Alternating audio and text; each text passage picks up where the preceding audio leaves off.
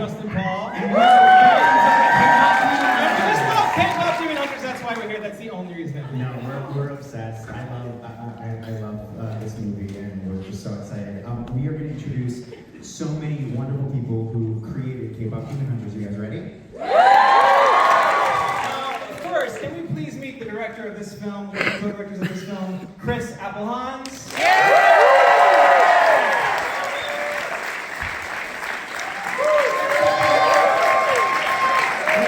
Songwriter and the voice of Baby Saja, Black Label's Danny Chung.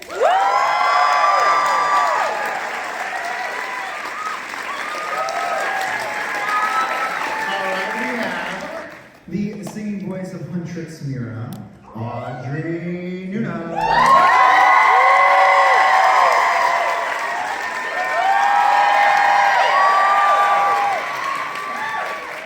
The singing voice of Huntrix Zoey, Rei Ami.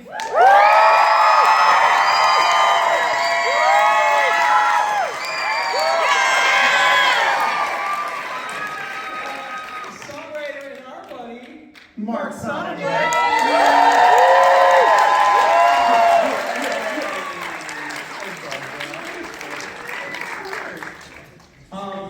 Oh wait, I want to do this. Yeah, look at this. Songwriter and voice of Huntrix Rumi, Ejae.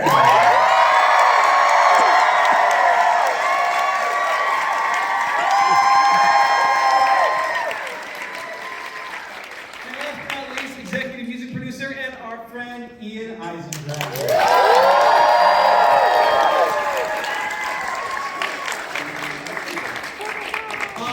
Can we have a huge round of applause for this not one, not two, but 3-time Golden Globe nominated.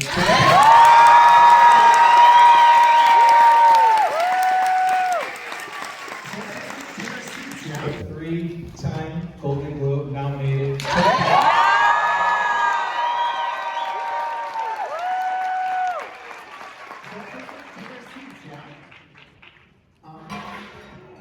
That's very exciting. All right, so we're going to start off with you, Chris. Tell us how you became involved in K-pop Demon Hunters and why. The thing that we really want to know is for people who write musicals, why is this a musical? How did it become a musical? Oh, great question. I started on it 6 years ago, about 8 or 10 months after Maggie Kang created the concept, who's in Korea receiving a medal from the president of Korea. So we were friends from the industry, and I was looking at what I was going to do next, and I heard about this concept, and I loved it. We sat down over lunch, and she told me about her vision of sort of these K-pop stars and demon hunters, and the idea of these female characters that would be like really badass and also really stupid in the best way, silly and funny and angry and thirsty. Right? Yeah. We can talk about pop Korean men later if we want. Yeah. So, and I love my wife is Korean of almost 20 years, and she's one of those people. And so I love that, and I sort of pitched to Maggie that we could make a film, which was inherent to the concept about the power of music and the way that it connects people. If you're doing K-pop, fighting demons, what does music have to do with making the world less dark? And the answer is obvious. It's this beautiful thing that creates community and empathy, and she's an OG K-pop fan from like the Sotaji, like the 80s. And she loves music, so she immediately glommed onto that and loved that. And that was sort of that initial 1-2 punch of these amazing women whose music is supernatural. And then it kind of started to develop from there. Did you always imagine it as having as many songs in it as it does, or did that develop over time? Yeah, interesting, like the place of, I'm so excited to talk this nerdy stuff. This is the night for it, yes? Yeah. So oh my god, musical people. All right, this is great. So the coolest of cool. Sort of this mythology of the whole moon as a protective shield. That meant that the songs were truly material to the plot. Good song means fans love you more, means stronger homeroom. You lose that battle of the fans and the world starts to fall apart. And so it just meant that every time we needed a coherent moment of conflict in the story, that a song was sort of naturally occurring. And so they were there really, as you see them from the start. Our understanding of what purpose those songs served beyond sort of superficial conflict was not there. That took 5.5 years, I think, to get all of those songs to really understand what they were doing on a story level outside of this sort of pop construct. And obviously you needed incredible songwriters to help make that happen. Enter folks like Ejae. Can you talk to us about how you got involved in the project, what the evolution of that was, both as a songwriter and then also how and when you became the singing voice of Rumi? Was that always part of the plan? Did that become the plan? When did you realize? When did other people, how did that all happen? Well, definitely being a singing voice of Rumi was not planned at all. Amazing. Yeah, I got on back in 2020. How was all over? 2020. Right? Yeah. And yeah, I got on, and it was just. It was, I think the first thing, it was such a small team back then. It was Chris, Maggie, the producer, and me, and, the writer Daniel Rojas was actually how I got on the project. And, it was just the 5 of us, and I remember the first project that you guys gave me was, I thought it was the plane scene. I think it was the How It's Done song. Yeah. And then it was the mantra after that. Yeah. But that was the first one. It's a lot of pressure, but I was writing a lot of girl crush songs back then, so with Chico, so it was really fun to experiment with my voice, and I think it had to be iconic and just girls slaying it and killing it. So that was the first project, and I think that's how it started. I think it was good feedback. Well, no, and, Tell me, Chris. we had a beautiful pitch to the studio. We had beautiful artwork, and I should have told you that earlier. He needed you to keep working for Yeah, 5 more years. But yeah, and then the part of the singing for Rumi, because I've been singing on the demo, so to me, I thought it was you guys got really used to my voice, so it was just demo-itis kind of situation. But yeah, and then you guys were just really kind enough to be hey, so do you want to sing for Rumi? At first, I was kind of hesitant. I'm not gonna lie. I was let me think about it, and because I'm just so used to being behind the scenes and just writing. But I didn't. I was what? It's animation. I won't have to sing it live.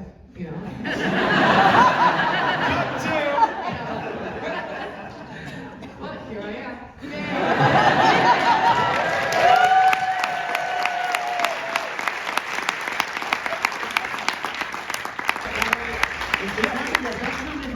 But I don't know if you guys know that it was nominated for Song of the Year at the Grammys.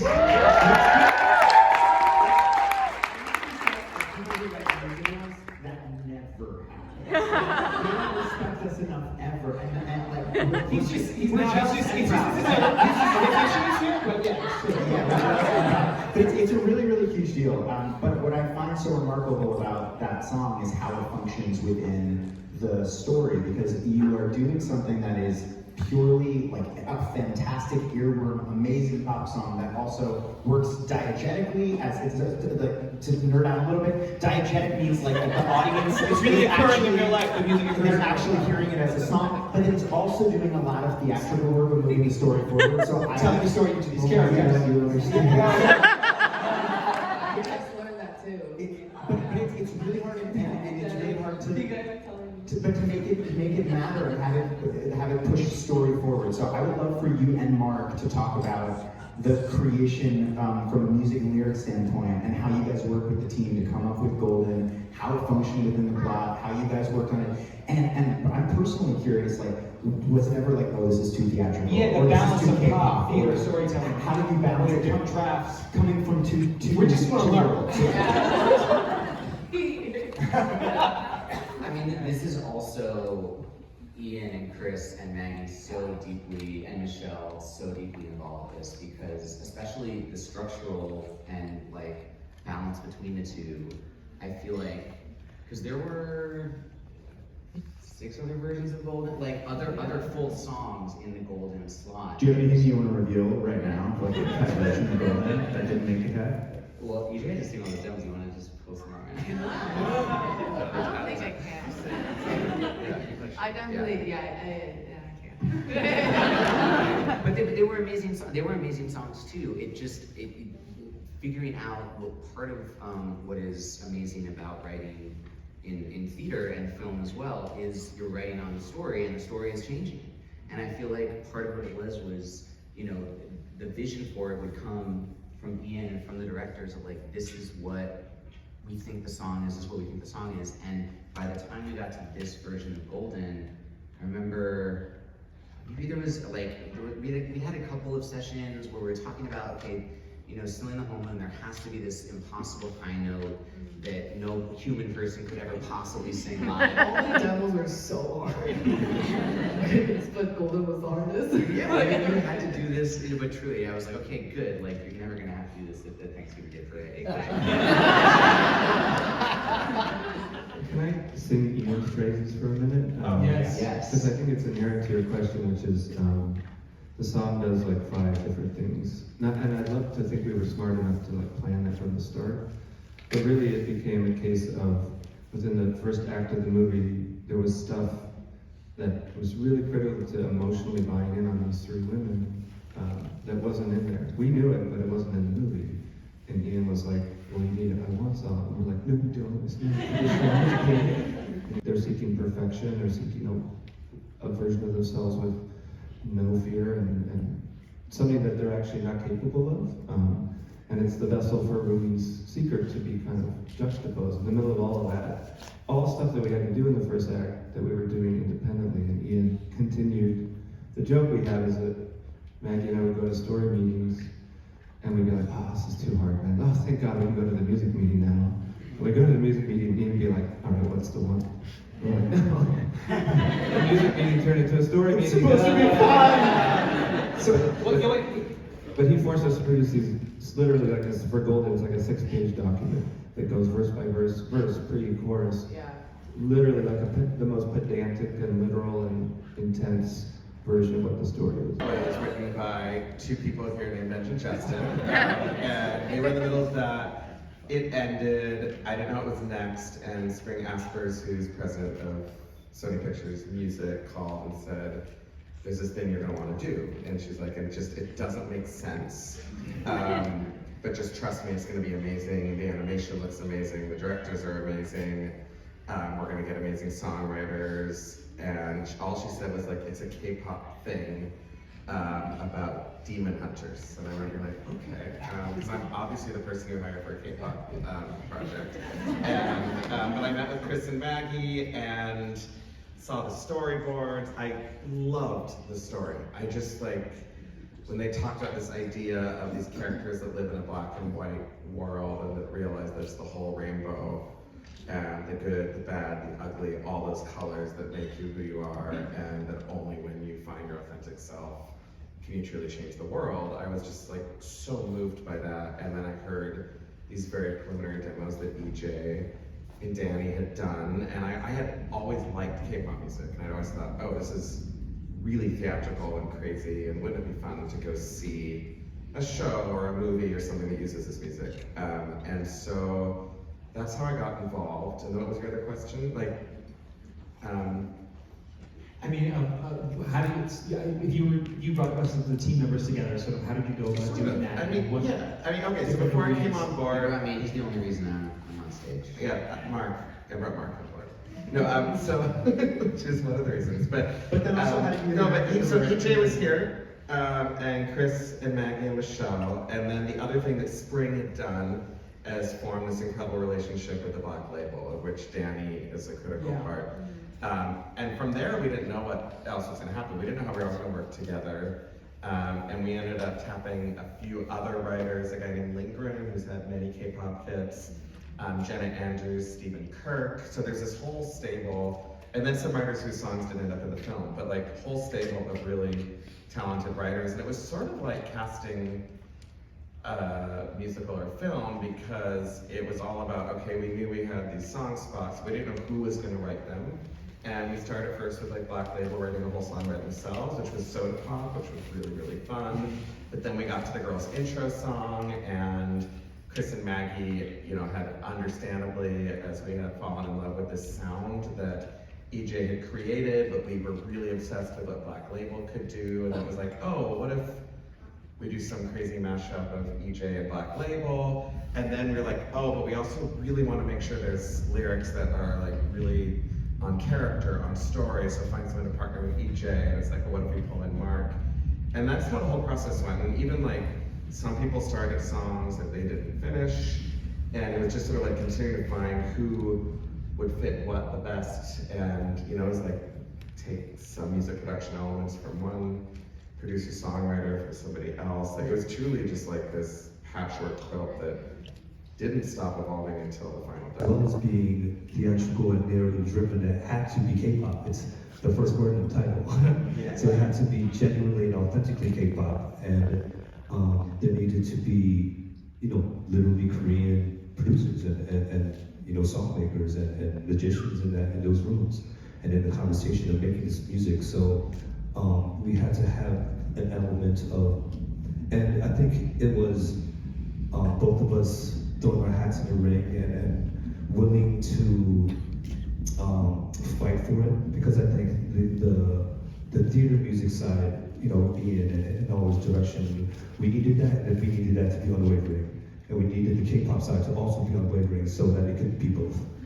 And then that's what it ended up being. Is there any example, when Justin and I, we get into fights a lot when we write, and we say, instead of meeting in the middle, we try to push each other forward. Is there an example that you guys can bring up, not of like a contentious actual fight that someone can write about? Black Label, I mean, we were used to making K-pop, and I think we were, for lack of a better term, brash enough to think it would just be another day in the studio making music, right? Because we weren't used to theater or cinema in that sense. We were maybe OST, but that's a completely different thing as well.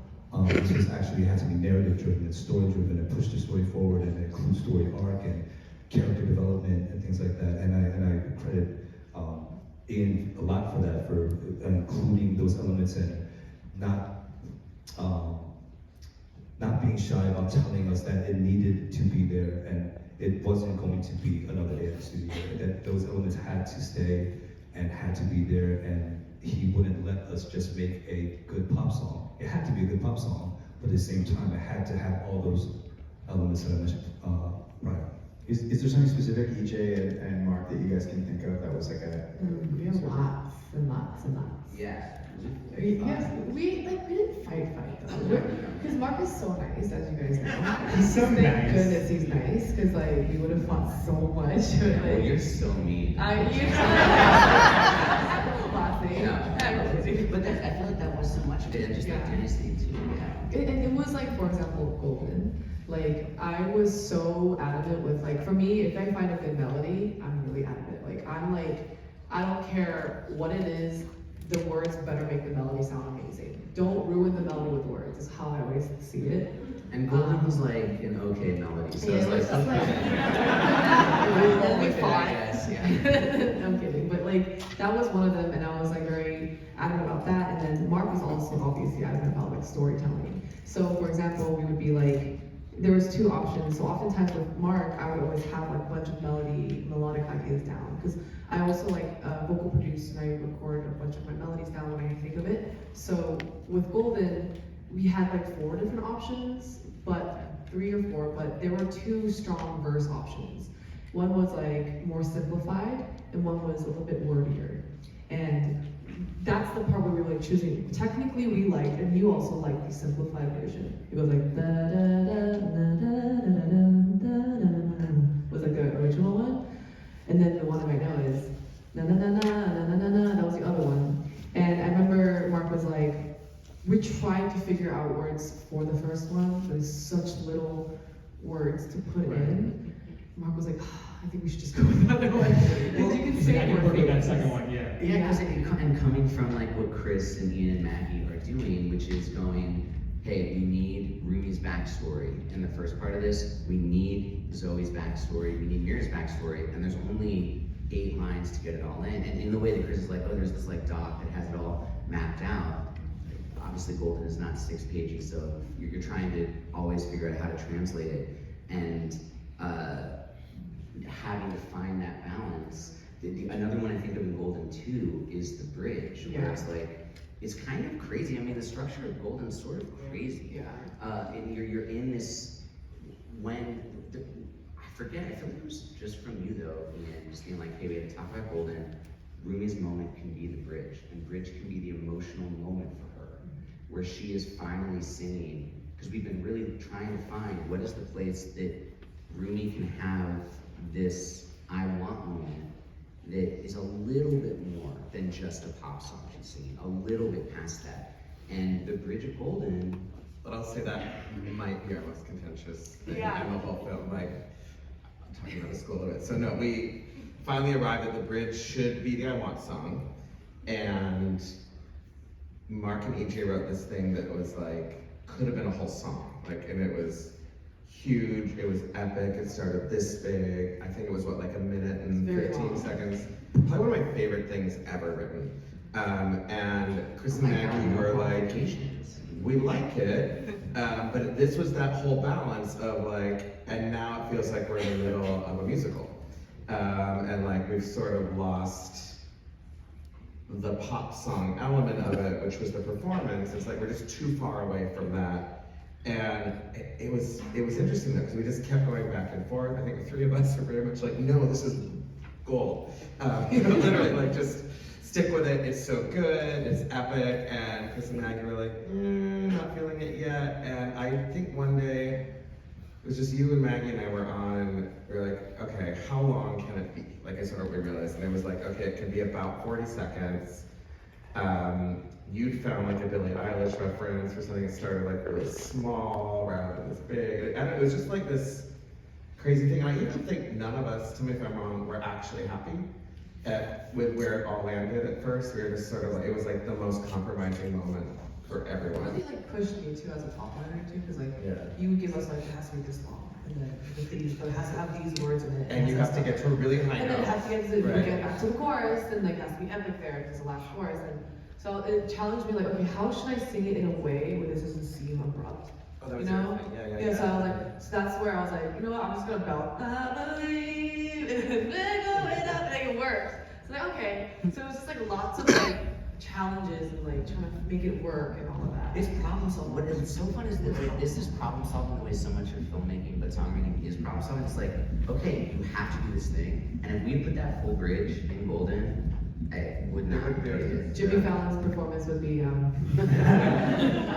really hard Chris, times. Chris, when is you're about to say something, I'm back to hear what you're going to say. No, I was just gonna say, I think you can see, and just to sort of celebrate sort of the final part of the process, you can see just in this stage, the weird creation, and then the exploration, and then the condensing, the crazy condensing of it, until you get a lyric, that, like a lyric in Golden, which is like, I love that we had written 2 paragraphs about Mira as like, she's like Dennis Rodman. Like she's this ferocious, impulsive, hot-tempered person who's, in the world she lives in, that's a total liability. But when she found K-pop, when she found music and dance, it's like, I found my place. And all these things that were liabilities become assets.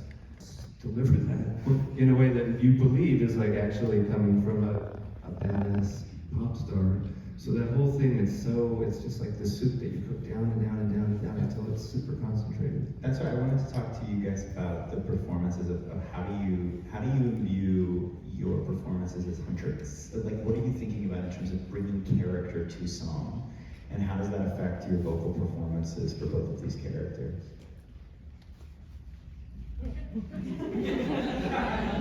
Honestly, this project, you know, the description you gave Ian about, you know, black and white world, rainbow spectrum, that's the pitch he gave me too.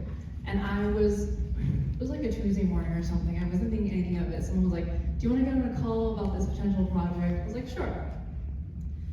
And when he said that to me, I just felt like, damn, that's my life story too, you know? Like, that's not just a fantasy, that's very much a reality that's stressed in this fantasy. So I think when it came to the performance aspect of these songs, there was this very theatrical and this commitment to the drama that I loved, because I'm also a theater kid.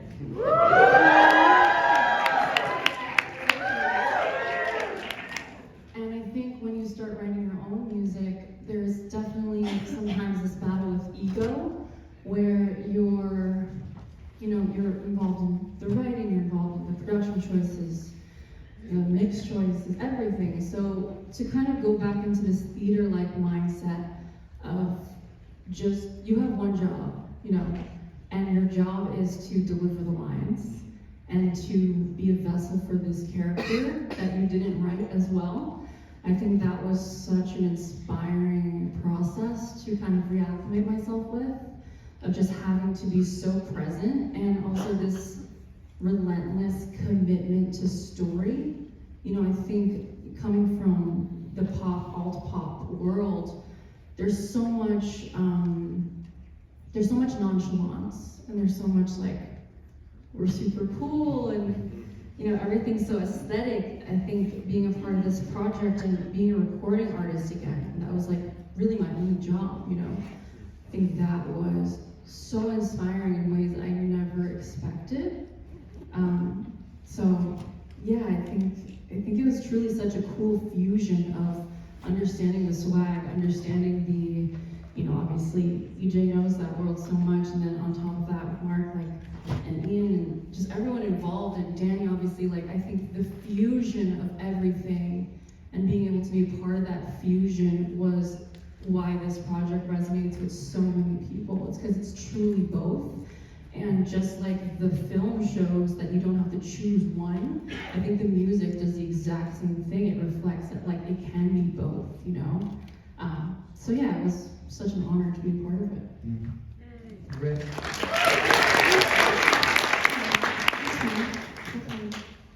I think it was truly so beautiful that I found so many similarities in my character with Zoey.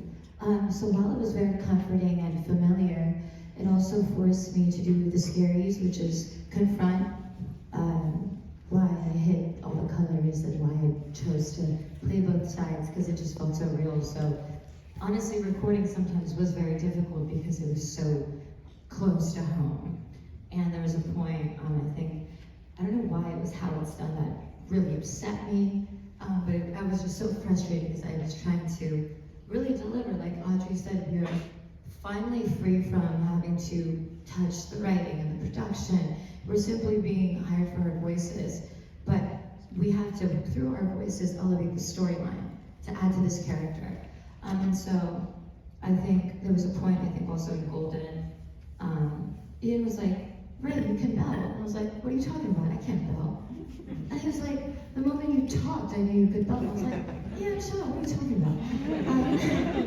And he got me to bell. And I don't think I would have ever really reached that point in like my own artistry, or even challenged myself towards that point if it wasn't for such great direction and leadership.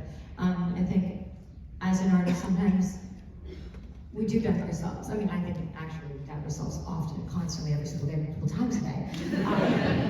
I woke up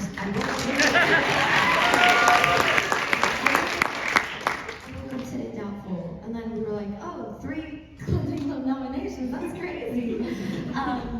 And so I think, again, like, it wasn't easy. I don't think personally for me it wasn't easy, but damn, it was fun. Hey. And I learned so much about myself, not just as an artist, but as a human being.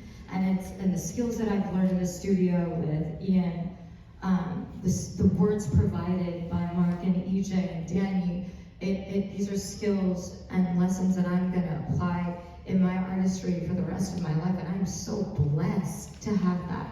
Because, you know, not many can say they've worked under the guidance of these incredible artists and writers and hit makers, you know? And so I'm just blessed, and it was super fun. I learned so much, and just very honored to be able to be a part of something so great. So guys,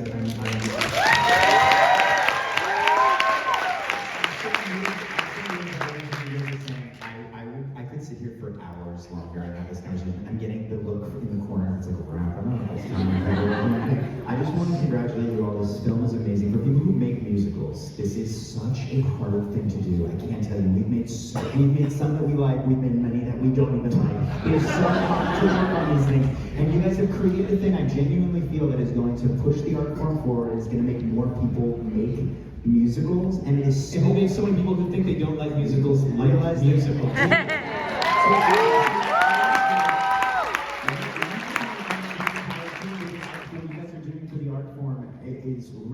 It's going to be game-changing. You're going to raise a whole generation of people. Like, my first movie that I ever saw in a movie theater was The Little Mermaid, and because Ariel sang, I was like, oh, maybe people could express themselves through songs, and that could matter. And like now, and People will see Huntrix singing, and they're going to be like, oh, people sing in movies. That's just and so you're going to raise a whole new generation. So I just want to thank you guys for